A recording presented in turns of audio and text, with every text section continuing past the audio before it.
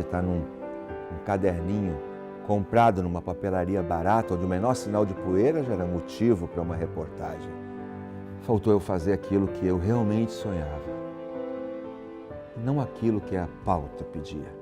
Eu preciso de explicações. Ah, claro, é compreensível, depois de todo o sofrimento, mas lamentável que tenha vindo pelo suicídio. O quê?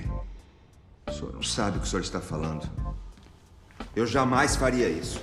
Para ele, arte e espiritualidade andam lado a lado. A nossa entrevista de hoje é com o ator e diretor Renato Prieto. Renato, muito obrigada por estar aqui conosco. O que veio primeiro, o seu interesse pela arte ou pela espiritualidade? Eu acho que tudo começa junto, né? Eu acho que não tem uma coisa separada da outra. Claro que o fato de ter um conhecimento ou uma ligação com os assuntos da espiritualidade, você acaba tendo esse conhecimento dentro de casa, com as pessoas, com a convivência com os pais, o material que você recebe das pessoas que já estão por aí, avós. A arte exige que você vá para faculdades, que faça universidades, que você estude, que você se prepare, que faça aula de voz, de canto clássico, jazz, sapateado, enfim, todas essas coisas que eu fiz. Mas eu acho que as coisas nunca deixaram de caminhar de uma certa forma juntos, porque eu sempre quis me espiritualizar e compreender de onde eu tinha vindo, o que eu estava fazendo por aqui para onde é que eu vou, e ao mesmo tempo eu queria me expressar para as pessoas pelo caminho das artes. Encontrei, todas as saídas foram se abrindo na minha frente e eu fui aproveitando as oportunidades. Mas como foram suas experiências iniciais com a espiritualidade? Assim, você teve uma experiência logo desde cedo, né? Sim, porque quando eu tinha 2 meses de idade ou 3 meses de idade, por aí, eu nunca tenho certeza exatamente desse período, se é 2 ou 3 meses, porque a mamãe já desencarnou, minha tia que estava junto também, mas eu fui acometido de uma doença grave, todos os médicos e especialistas não encontraram saída, não encontraram soluções, e eu morava numa casa fora um pouco da rua, e a casa tinha uma varanda toda gradeada, toda fechada, e a mamãe guardava a chave no alto para que os meus irmãos mais novos, né, não corressem o risco de sair por ali, tinha um lago perto. E uma pessoa apareceu na varanda da casa e disse para a mamãe que estava ali para apresentar uma solução para os problemas que eu estava passando. Deu ela uma receita, mamãe guardou, porque eram 3 ou 4 coisas, alguém chamou por ela dentro de casa, mamãe se virou, quando se voltou a mulher já não estava mais na frente dela. Então mamãe resolveu colocar em prática aquela receita. E segundo ela, eu ficaria bom a partir do 3º ou 4º dia e a partir daí eu não teria mais problema. E foi exatamente o que aconteceu. Então eu cresci ouvindo que eu tinha um anjo da guarda, um amigo, alguém, e o nome dela era Noêmia, porque ela se apresentou para a mamãe, o nome dela era Noêmia. E a partir daí eu comecei sempre a lidar com isso, tipo, se eu precisava de alguma coisa, eu tinha uma amiga chamada Noêmia. E a mamãe sempre falava isso, fala com sua amiga Noêmia. E a varanda estava fechada a chave, mamãe estava na porta, a mulher não tem por onde ter escapado, por ela não foi, pelo portão não tinha. Tinha a grade do teto até o chão, e a mulher, segundo mamãe, era simpática, dócil, gentil, harmoniosa. E ela pôs em prática aquela pagelança, eram folhas, era um material que ela colheu na natureza. Ela inclusive falou para a mulher que ela não sabia como encontrar aquilo. E ela disse que não se preocupasse, que quem cuidava de mim sabia onde encontrar. E a moça realmente achou essas ervas, foi feito esses medicamentos e eu estou aqui falando com você. Então o assunto de espiritualidade vem desde cedo. Você é capixaba. Como é que foi essa decisão de sair do Espírito Santo para vir para o Rio? Já foi para estudar arte? Sim, mas desde jovem eu fui chamado para fazer comerciais. Mas especificamente existia uma bicicleta, que eu não sei se existe hoje, chamada Monarch. Essa Monarch, ela patrocinava um quadro dentro de um programa na televisão em que eu era o apresentador. E aí eu comecei a gravar jingles, eu comecei a gravar programas para televisão e comecei também ao mesmo tempo viajar pelo Espírito Santo, porque eu me tornei conhecido por causa da participação em televisão, essa coisa toda. Então, mas chegou um momento que eu achei que fazia falta, muita falta, eu não ter mais conhecimentos da escolha que eu tinha feito. Então aí decidi que poderia ser Rio, São Paulo ou um outro lugar do mundo. Escolhi Rio de Janeiro porque eu fui criado perto do mar, então quis ficar por aqui, mas eu tenho um carinho muito grande por todo o Brasil, mas por São Paulo, a maneira como o paulista encara o profissionalismo, eu gosto muito. Você acha que você consegue separar o seu trabalho de ator de um artista propagador de uma religião? Totalmente, até porque, veja só, as coisas vieram juntas. Quando eu me tornei um profissional das artes, quando eu comecei a fazer faculdade de artes cênicas, quando eu comecei a estudar, quando eu fiz um curso com Grotowski, quando eu conheci Robert Lewis do Hector's Studios, quando eu me preparei academicamente para a minha profissão, a filosofia espírita era uma opção da minha vida particular, não é? Eu não levo ela para lá, para cá. Eu tenho as minhas reuniões, os lugares que eu frequento, e é possível separar sim. Claro que ao fazer um filme ou um espetáculo dentro daquela temática, com o conhecimento que eu tenho, é muito mais fácil, porque eu sei exatamente do que eu estou falando, mas eu procuro me acautelar muito de, por exemplo, eu estou aqui para fazer um trabalho, e não justifica nenhuma outra coisa que não seja profissional, bem feito, com qualificação, que tenha uma boa luz, um bom som, um bom texto, bons atores. Eu não faria um trabalho que não tivesse um comprometimento com o profissionalismo. Uma coisa é uma coisa, outra coisa é outra coisa.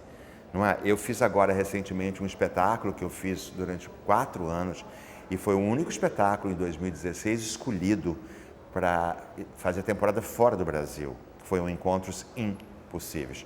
Texto do Rodrigo Fonseca, que é um dos críticos mais respeitados do cinema, direção de um jovem cineasta e diretor de teatro, Gustavo Gelmini, e esse espetáculo fez um sucesso arrebatador na Broadway. Por quê? Porque você tinha ali um elenco de qualificado, você tinha técnica, você tinha um trabalho de criação do Todd na parte de grafismo. Na hora que eu comecei, que todo mundo foi para o teatro pela curiosidade, você há de convir que se eu não mostrasse serviço, o público seria decrescente. Se o público foi em ordem crescente, um dia foi 400 pessoas, um dia virou 50 mil pessoas, um dia virou 100 mil, 1 milhão, 2, 3, 4. Milhões. Agora está em 6 milhões, 400 e poucas mil pessoas que me assistiram no teatro. E se ele não para de subir, eu devo estar fazendo alguma coisa de forma correta, entendeu?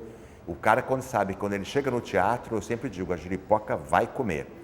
Tem que ter equipe boa, equipe técnica de qualidade. Não é? Você está falando porque você me viu conversando com o técnico sobre o microfone, né? Os microfones têm que ser os melhores que existem, o trabalho dos técnicos, dos atores, tudo tem que funcionar muito bem. Não é justo não premiar a presença do público com qualificação. Agora, no meio dessa qualificação tem a temática que eu gosto muito, reencarnação, vida após a morte, outras vidas.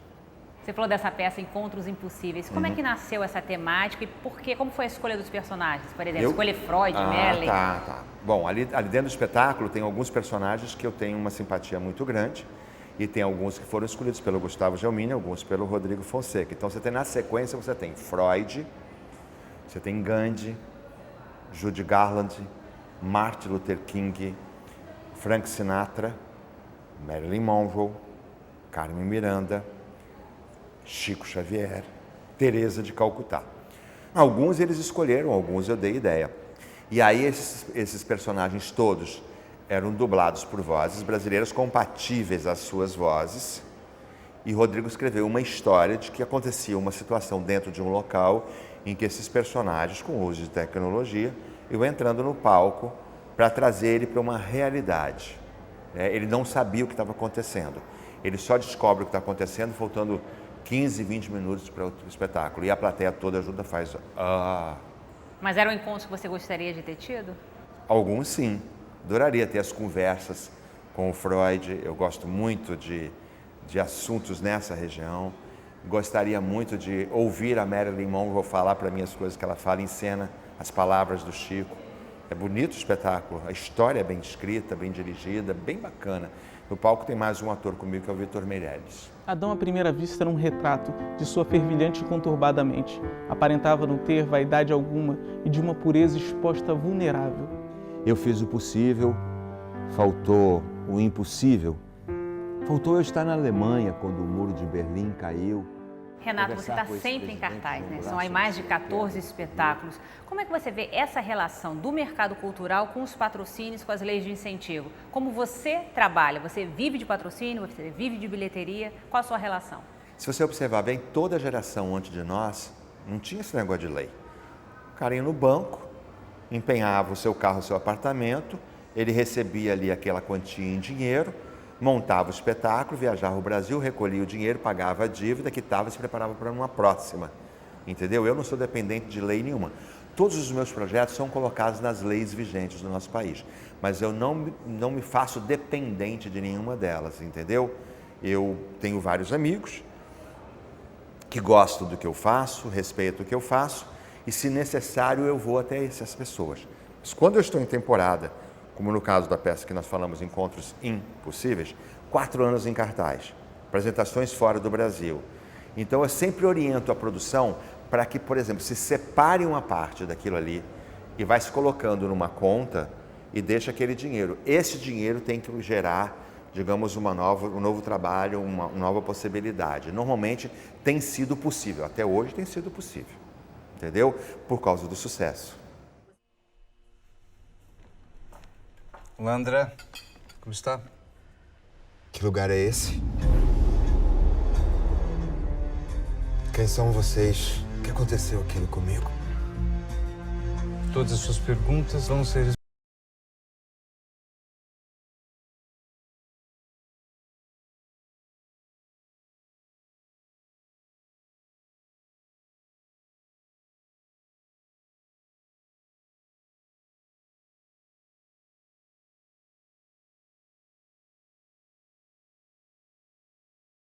que eu sou alguma coisa, eu estou.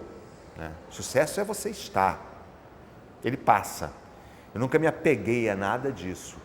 Eu sempre respeitei e sempre fui absolutamente grato a tudo que a vida me deu de presente relacionado ao sucesso. A televisão eu fui contratado há alguns anos, fiz vários trabalhos, sou muito grato, mas aquela indústria que não para e que não dá tempo de você estudar, pensar, parar, bater um texto com um colega com mais tempo, aquilo me incomodava um pouco, o teatro é mais artesanal, o cinema também. E o mercado, ele foi me absorvendo e me levando adiante, entendeu? Então, eu nunca tive problema nenhum, eu estou preparado para todas as formas de exercício e me manifestar com o meu trabalho. E o seu processo de criação é o mesmo no teatro, no cinema? Por exemplo, para construir o André Luiz, você usou alguma técnica, algum conhecimento seu do espiritismo para fazer essa construção? Fui muito ajudado, teve um treinador o tempo todo comigo, o Christian Duvort. Eu tive um diretor super dócil que colaborava comigo o tempo todo, que me intuía, me ajudava, que é o Wagner de Assis. A Yafa Brits, que produziu Se Eu Fosse Você 1, Se Eu Fosse Você 2, o Divan e outros filmes, e Manduce. Ela também, esse pessoal foi me orientando, mas o Christian Duvort me ajudou mais ali. O meu processo é de concentração e de isolamento. Eu fico isolado, fico em casa, quero ler o texto, vou para o meu quarto, não quero ser perturbado. Enquanto aquilo não estiver orgânico, eu não paro. Eu acho que o trabalho só funciona bem quando ele está orgânico, quando ele é orgânico. No caso da religião espírita que você falou, esses temas da reencarnação, você acha que as pessoas estão mais interessadas ou é um tema que instiga a audiência? Eu acho que instiga, não sei se é audiência, mas instiga, e acho que as pessoas estão nessa busca. Porque você nasce, cresce, se for inteligente, evolui, vai ter que morrer, ou desencarnar, como eu chamo. Ou você nasce, cresce, vai ficar fazendo turismo no corpo e vai ter que desencarnar. Eu acho melhor você tentar saber por que é tudo isso, por que tudo é assim, por que as pessoas chegam aqui e vão embora, por que vão embora. Eu acho melhor você adquirir conhecimento sobre isso, você entendeu? E acho que o ser humano está muito buscando isso hoje em dia, isso é bom. Isso é bom. Quanto mais as pessoas puderem viver em paz, viverem felizes, ótimo. Quer dizer, o fato de eu frequentar uma reunião, o fato de eu conhecer a doutrina, o fato de eu estudar o meu trabalho, por exemplo, eu também faço terapia cognitiva.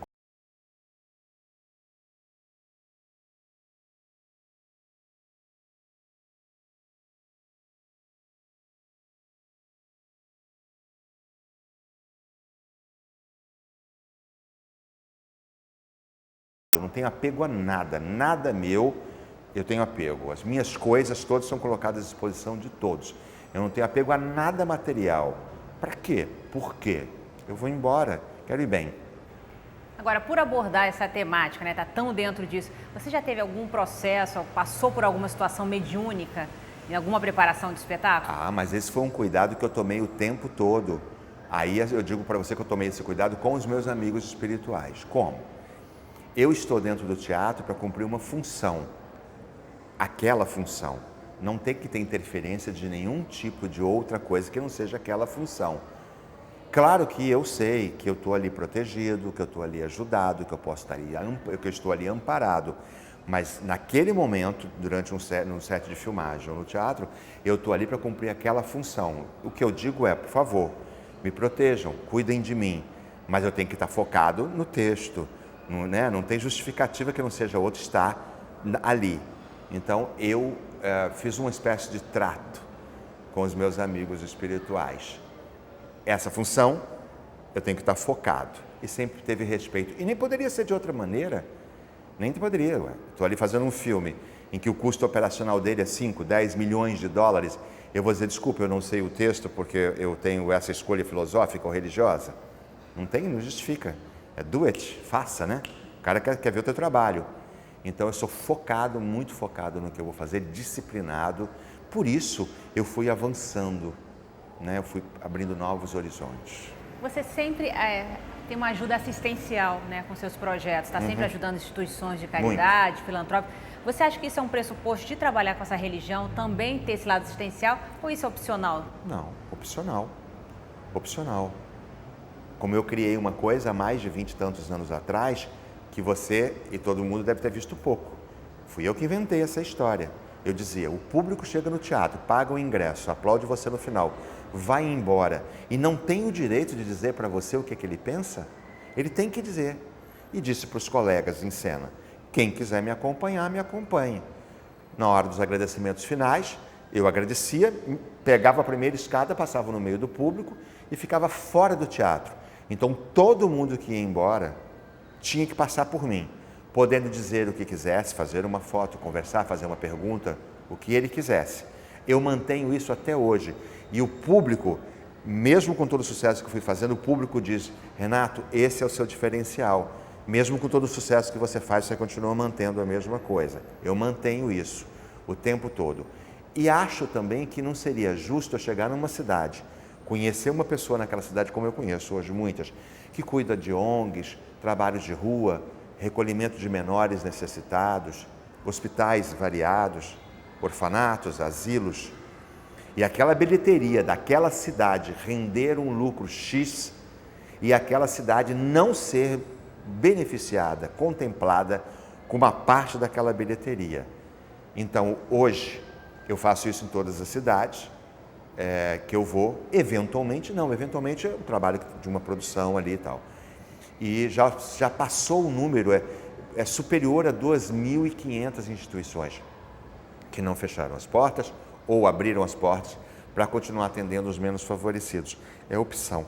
Eu fico feliz em fazer isso. Ninguém me manda fazer. Eu fico muito feliz. Me dá uma alegria muito, muito, muito grande quando eu saio da cidade e a pessoa me dá um abraço e diz a instituição vai sobreviver em melhores condições por mais 1, 2, 3 meses. Eu é que fico feliz. Então é uma opção, sim. Tá bom, Renato, muito obrigada pela sua entrevista. Foi um prazer estar aqui conversando com você. Prazer meu, eu que agradeço pelo carinho de vocês.